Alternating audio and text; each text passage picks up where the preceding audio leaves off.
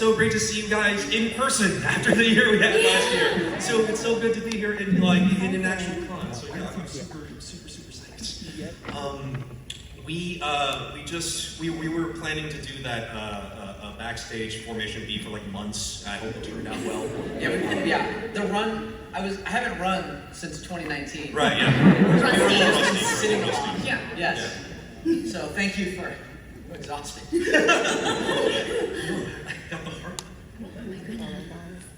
So yeah, this is a completely unmoderated panel. So anything could happen. Guys. How about, do you want to start with just telling a little bit about ourselves so we can know what we're working with? Yeah, totally. You want to go first? Yeah? I'll go first. Want me to go first? Maybe under the I'll go first. Okay.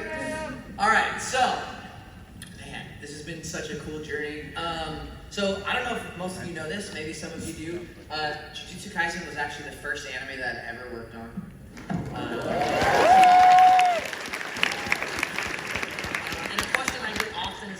So like, what was the process, or how did it come about? And it sort of just came about like any other audition.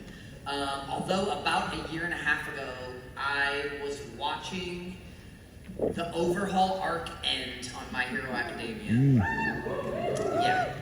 Yeah.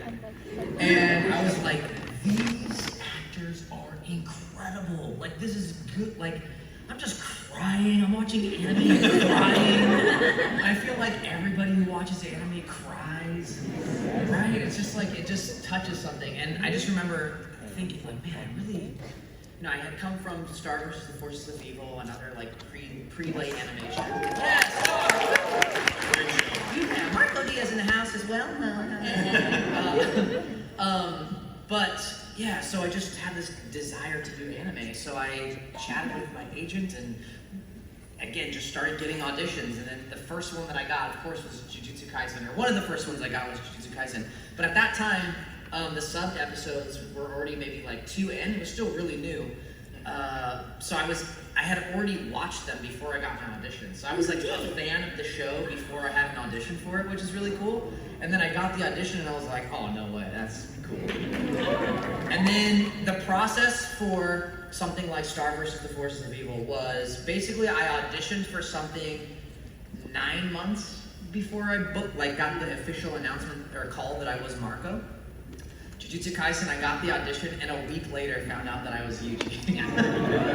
So everything happens very fast in anime, and it was really cool. I've had a very warm welcome into the world of anime, and again, I'm just like so stoked because I get to work with a lot of really amazing people.